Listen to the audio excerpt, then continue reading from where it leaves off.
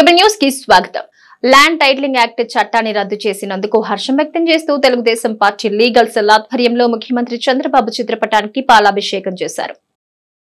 Land titling act చట్టాన్ని రద్దు చేసినందుకు హర్షం వ్యక్తం చేస్తూ తెలుగుదేశం పార్టీ లీగల్ సెల్ ఆధ్వర్యంలో పార్టీ కార్యాలయంలో ముఖ్యమంత్రి చంద్రబాబు చిత్రపటానికి లీగల్ సెల్ న్యాయవాదులు నాయకులు పాలాభిషేకం చేశారు. ఈ కార్యక్రమానికి ముఖ్య అతిథిగా హాజరైన తెలుగుదేశం పార్టీ సీనియర్ నాయకుడు గొర్రెపాటి గోపీచంద్ మాట్లాడుతూ వైఎస్ఆర్సీపీ ప్రభుత్వం తెచ్చిన ల్యాండ్ టైటిలింగ్ యాక్ట్ సహా హెల్త్ యూనివర్సిటీకి ఎన్టీఆర్ పేరును పునరుద్ధరించే బిల్లులను అసెంబ్లీ శాసన మండలి ఆమోదించిందన్నారు. భూ దోపిడీల కోసమే ఈ చట్టాన్ని వైఎస్ఆర్సీపీ ప్రభుత్వం తెచ్చిందని గొర్రెపాటి గోపీచంద్ గత వైసీపీ పాలకుల మండిపడ్డారు. ఎన్టీఆర్ పేరును హెల్త్ యూనివర్సిటీకి పెట్టగా జగన్ ప్రభుత్వం తొలగించడాన్ని తీవ్రంగా తప్పుపట్టారు. ఈ కార్యక్రమంలో పార్టీ లీగల్ సెల్ నాయకులు పుప్పాల ప్రసాద్, మాదివాడ వెంకట నరసింహారావు, తిరుమాని సత్యనారాయణ, అద్దెపల్లి నిరంజన్ రావు, పార్టీ జిల్లా ప్రచార కార్యదర్శి పివి ఫణికుమార్ తదితరులు పాల్గొన్నారు.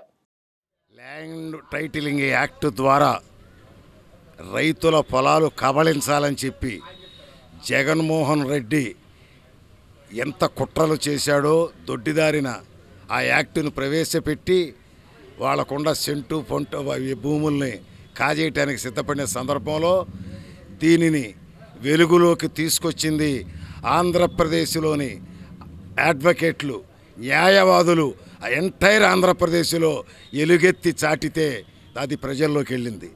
దాన్ని నారా చంద్రబాబు నాయుడు గారు అనేక బహిరంగ సభల్లో హామీ ఇచ్చి వెంటనే అధికారంలోకి వచ్చిన తర్వాత ల్యాండ్ టైటిలింగ్ యాక్ట్ని రద్దు చేస్తామని అన్న మాట ప్రకారం కూటమి ప్రభుత్వం అటు చంద్రబాబు నాయుడు గారు కానీ పవన్ కళ్యాణ్ గారు కానీ బీజేపీ కానీ దాని మీద నిలబడి శాసనసభలో దానిని రద్దు చేస్తూ తీర్మానం చేయటం రాష్ట్ర ప్రజానీకాన్ని, రాష్ట్ర రైతుల్ని, రాష్ట్రంలో ఉన్నటువంటి యావత్ మందికి కూడా న్యాయం జరిగేలా నిర్ణయం తీసుకున్నందుకు ఈ రోజున న్యాయవాదుల సంఘం పాలాభిషేకం చంద్రబాబు నాయుడు గారు చేశారు. ల్యాండ్ టైటిలింగ్ యాక్ట్ని తీసుకొచ్చి పురాతనమైనటువంటి పూర్వీకుల ద్వారా సంక్రమించినటువంటి ఆస్తుల్ని, వారు ఎంతో కష్టంతో సంపాదించుకున్నటువంటి ఆస్తుల్ని కాజేయాలనేటువంటి దురుద్దేశంతో గత ప్రభుత్వంలో ప్రవేశపెట్టినటువంటి ల్యాండ్ టైటిలింగ్ యాక్ట్ని చెప్పిన మాట ప్రకారం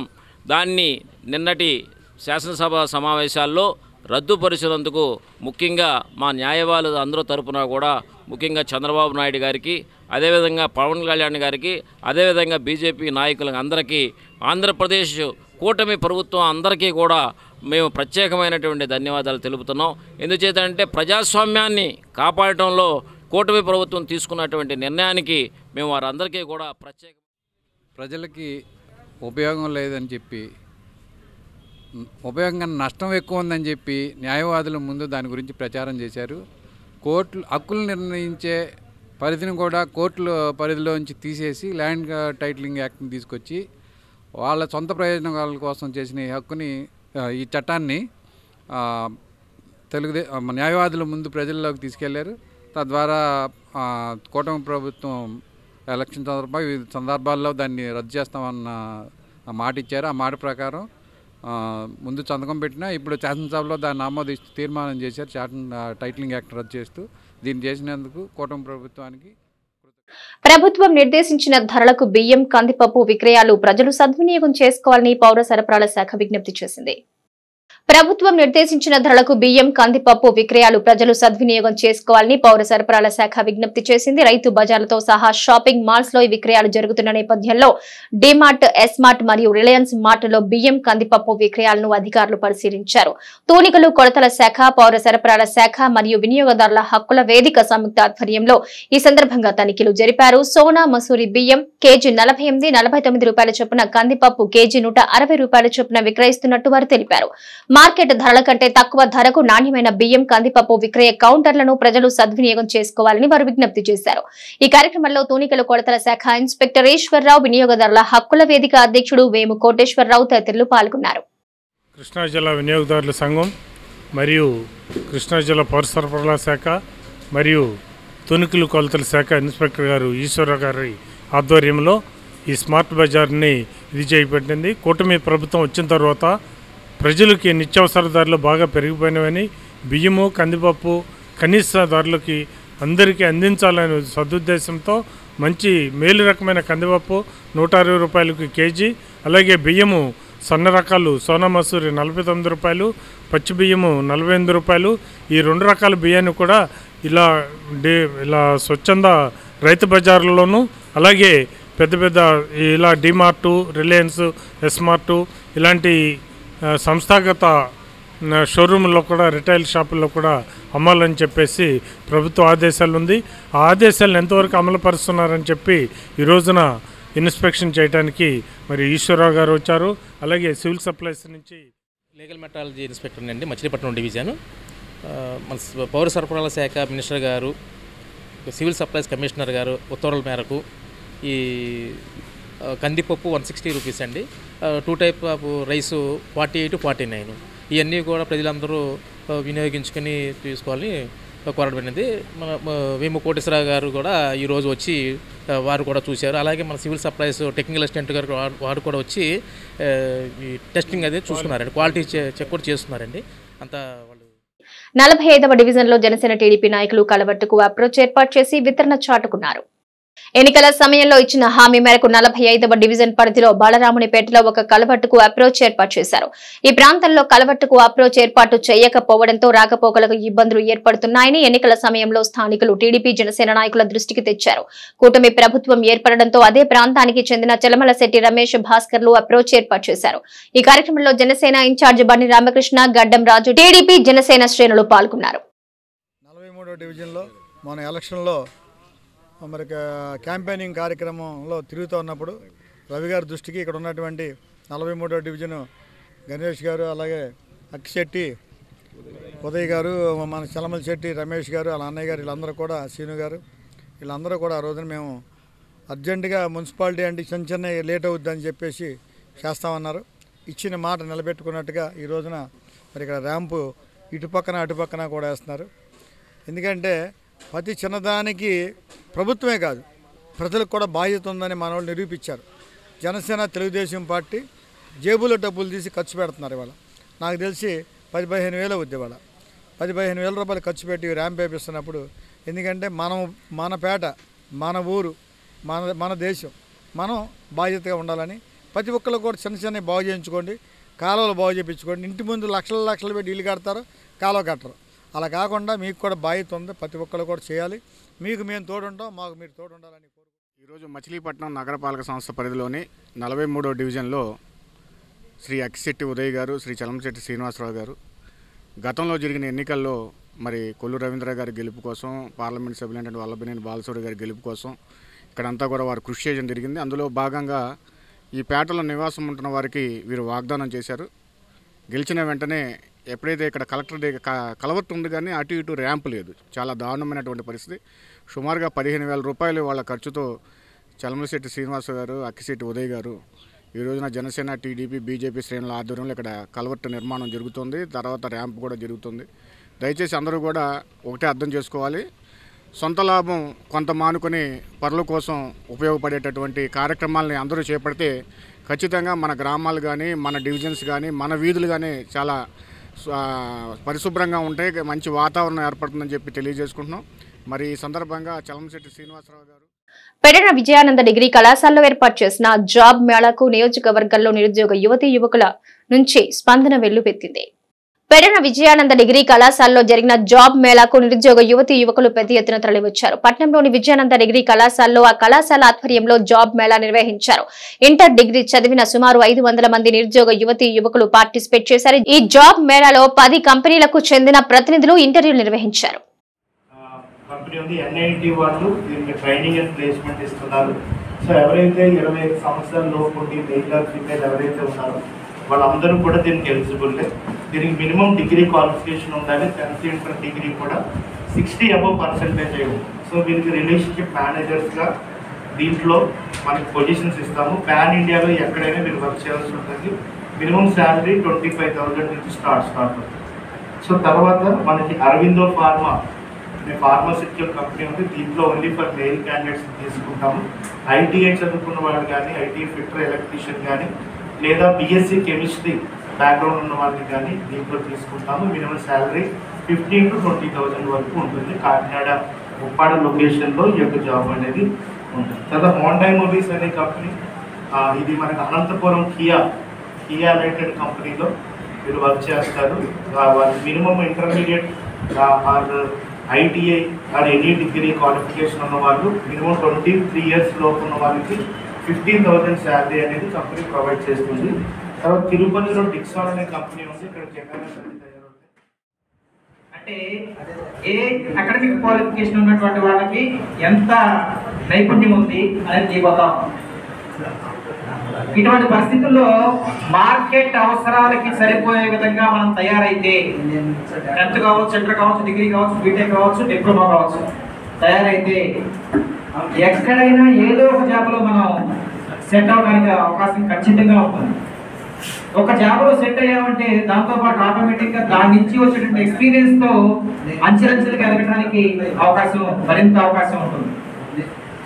అట్లాంటి సదుద్దేశంతో ఏటా 2-3 డ్రైవ్లు ఈ కాలేజీ పక్షాన కండక్ట్ చేయాలని, ఈ పరిసర ప్రాంతాల్లో ఉండేటటువంటి పెడన చుట్టుపక్కల ఉండేటువంటి పరిసర ప్రాంతాల్లో ఉండేటువంటి యువతకి ఉద్యోగ అవకాశాలు కల్పించాలని, మా కళాశాల పక్షాన ఏంటంటే డిగ్రీ కంప్లీట్ అయ్యే లోపలనే చదువుతో పాటుగా ఉద్యోగాన్ని సాధించే దిశగా విద్యార్థులు ప్రయత్నం చేయడానికి మేము ఫస్ట్ సెమ్ నుంచే ప్రయత్నం చేస్తా ఉన్నాం. ఇక్కడ చదువుకునే విద్యార్థులకి ఆ దిశగా మవ్వ మండలంలోని ఐనంపూడి వంతెన శిథిలావస్థకు చేరుకోవడంతో స్థానికులు ఆందోళన వ్యక్తం చేస్తున్నారు. మవ్వ మండలంలోని ఐనంపూడి వంతెన శిథిలావస్థకు చేరుకోవడంతో స్థానికులు ఆందోళన వ్యక్తం చేస్తున్నారు. ఖాజా గ్రామంలోని ఐనంపూడి ఇనుప వంతెన నిర్మించ దశాబ్దాలు గడుస్తున్నా నిర్వహణ లేక శిథిలావస్థకు చేరుకుంది. వంతెనపై 3 చోట్ల రంధ్రాలు పట్టడంతో రాకపోకలు సాగించేవారు భయాందోళనకు గురవుతున్నారు. ఈ నేపథ్యంలో సిపిఎం నాయకులు ఈ వంతెన దుస్థితిని తాజాగా పరిశీలించి వంతెనపై ప్రయాణించడం ప్రమాదకరమని అధికారులు వెంటనే ఐనంపూడి కాలువపై వంతెన నిర్మించాలని డిమాండ్ చేశారు. మవ్వ మండలం ఖాజా గ్రామంలో ఉన్న ఐనంపూడి డ్రైన్వే నిర్మించిన ఐరన్ వంతెన చాలా శిథిలావస్థకు చేరింది. ఈ రోజును మా సిపిఎం పార్టీ బృందం పరిశీలించింది. ఎంత అధ్వానంగా ఉందంటే గత 5 సంవత్సరాలుగా పాలకులు కానీ అధికారులు కానీ నిమ్మక నీరెత్తికి వ్యవహరించారు. బ్రిడ్జి మీద అనేక సాట్ల ఐరన్ ప్లేట్లు కూడా ఊడిపోయి రైతులు ప్రమాదాలకు నిలయంగా మారింది. ఆర్టీసీ బస్సు డ్రైవర్ ప్రాణం చేతిలో పెట్టుకుని మరి బ్రిడ్జి దాటే వరకు కూడా అతను వ్యవహరించవలసిన పరిస్థితులు ఉన్నాయి. కాబట్టి తక్షణం అధికారులు, ప్రజాపతిలు, ఎమ్మెల్యేలు, ఎంపీలు అందరూ కూడా స్పందించి ఆ రాకపోకలకి మౌకేటు బందరు తిరిగి ఆర్టీసీ బస్సుకు కానీ ఇతర రవాణా వాహనాలకు కానీ ఇతర మార్కెట్ వ్యాపారులు కానీ అందరికి కూడా నిలయంగా మొన్న ఐనంపూడి డ్రైన్ మన ఖాజా వంతెన ఐరన్ బ్రిడ్జిని యుద్ధ ప్రతిపాదికన నిర్మాణంలో మరమ్మతులు చేయించాలని చెప్పి సిపిఎం పార్టీ డిమాండ్ చేస్తుంది. లేకపోతే త్వరలో వంతెన దగ్గర ఆందోళన చేపడతాం. సివిల్స్ దివ్యాంగుల కోటాపై స్మితా సబర్వాల్ చేసిన వ్యాఖ్యలపై ఆంధ్రప్రదేశ్ రాష్ట్ర దివ్యాంగుల మహిళా అధ్యక్షులు డాక్టర్ అమ్మిరెడ్డి రజని మండిపడ్డారు. సివిల్స్ దివ్యాంగుల కోటాపై స్మితా సబర్వాల్ చేసిన వ్యాఖ్యలపై ఆంధ్రప్రదేశ్ రాష్ట్ర దివ్యాంగుల మహిళా అధ్యక్షులు డాక్టర్ అమ్మిరెడ్డి రజని మండిపడ్డారు.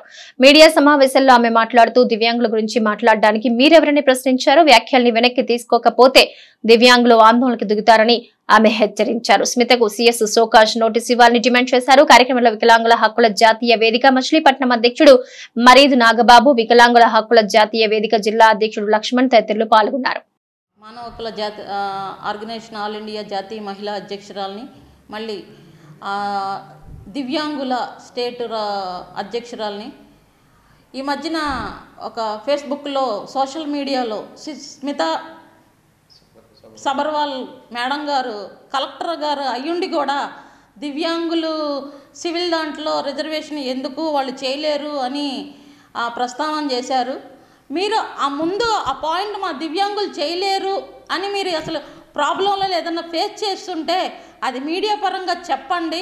మాకు సబాబుగా ఉంటే మేము అంగీకరిస్తాం. లేదా అనేది ఆ మేడం గారు కంపల్సరీ మా దివ్యాంగులకి క్షమాపణ అనేది మాత్రం కంపల్సరీ చెప్పాలి. ఓ దివ్యాంగుల్ని ఎవరైనా తిడితే ఒక కలెక్టర్గా మీరు ఇమీడియట్గా యాక్షన్ తీసుకోవాల్సిన ప్లేస్లో ఆవిడుండి దివ్యాంగులే చేయలేరు అన్న మాట మాట్లాడింది. మాకు అది అవమానకరంగా ఉంది మా దివ్యాంగులు అందరికీ కలిసి. అందుకని ఈ ఇష్యూ మీద ప్రభుత్వం కూడా వెంటనే స్పందించాలి. స్పందించకపోతే దివ్యాంగులు వేదిక మచిలీపట్నం అధ్యక్షుడిని మాట్లాడుతున్నాను. నా పేరు మరీదు నాగబాబు. ఒక ఐఏఎస్ అధికారి హోదాలో ఉంటూ దివ్యాంగుల గురించి స్మితా సబర్వాల్ గారు దివ్యాంగులు ఇలా సివిల్ సర్వీసెస్లో సక్రమంగా చేయగలరా అని చెప్పని మాట్లాడుతున్నారు. ఒక ఐఏఎస్ అధికారిగా ఉంటూ దివ్యాంగుల గురించి అలా మాట్లాడటం కరెక్ట్ కాదని చెప్పని మేము వికలాంగుల హక్కుల జాతీయ వేదిక ద్వారా మేడం గారు వికలాంగులకి క్షమాపణ చెప్పాలి అలా అని చెప్పని సివిల్ సర్వీసుల్లో ఒక సోషల్ మీడియాలో ప్రస్తావన చేయడం జరిగింది. ఇలా వికలాంగుల జాతీయ హక్కుల వేదిక ద్వారా మేము స్మితా సబర్వాల్ గారిని క్షమాపణ చెప్పాలని కోరుకుంటూ ఉద్యోగాలు దివ్యాంగులు చేయగలరా సమర్థవంతంగా అని చెప్పేసి వ్యాఖ్యానం సోషల్ మీడియాలో చేయడం జరిగింది. ఆవిడ ఆ అధికారి సివిల్ సర్వీస్లో ఉండి ఉన్నత సర్వీసుల్లో ఉండి దివ్యాంగుల తరపున మాట్లాడాల్సింది పోయి వారు ఈ విధంగా వ్యాఖ్యానం చేయటం దివ్యాంగుల సమాజాన్ని మొత్తాన్ని కూడా చాలా బాధ అనిపించింది.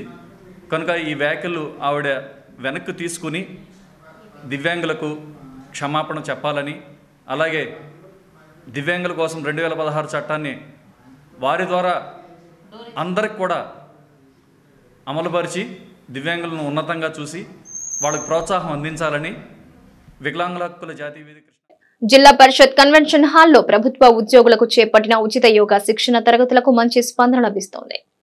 ప్రభుత్వ ఉద్యోగులు తమ దైనందిన జీవితంలో ఎదుర్కొంటున్న మానసిక ఒత్తిడి నుంచి ఉపశమనం కలిగించి చురుగ్గా ఉద్యోగ విధుల్లో పాల్గొనే ఉద్దేశంతో జిల్లా కలెక్టర్ డికే బాలాజీ ప్రత్యేక చొరవతో నగరంలోని జిల్లా పరిషత్ కన్వెన్షన్ హాల్లో చేపట్టిన ఉచిత యోగా శిక్షణ తరగతులకు మంచి స్పందన లభిస్తోంది. ఈ శిక్షణ తరగతులు గత 3 రోజులుగా ప్రతిరోజు ఉదయం 6 గంటల నుంచి 7 గంటల వరకు 65 మంది జిల్లా అధికారులు ప్రభుత్వ ఉద్యోగులకు తక్కువ కాకుండా నిరాటంకంగా సాగుతున్నాయి. జిల్లా సర్వోన్నత అధికారిగా పలు కార్యక్రమాలు సమావేశాలతో పనుల ఒత్తిడి ఉన్నప్పటికీ లెక్క చేయక జిల్లా కలెక్టర్ గత 3 రోజులుగా క్రమం తప్పకుండా ఉదయం 6 గంటలకే శిక్షణ తరగతుల్లో స్వయంగా పాల్గొంటూ యోగా సాధన చేస్తూ అందరికీ స్ఫూర్తిదాయకంగా నిలుస్తున్నారు. జిల్లా కలెక్టర్ తో పాటు వారి సతీమణి పృథ్వీ కళ్యాణి కూడా శిక్షణ తరగతుల్లో పాల్గొనడం చెప్పుకోదగ్గ విశేషం. యోగా గురువుడు ముదిగొండ శాస్త్రి, మద్దాల చింతయ్య ఉద్యోగులకు సులభతర వ్యాయామం, కపాలభాతి, భస్మిక ప్రాణాయామం, అనులోమ విలోమ ప్రాణాయామాలు, ధ్యానం తదితర యోగాసనాల్లో శిక్షణ ఇస్తున్నారు. సిటీ కేబుల్ న్యూస్ సమాప్తం.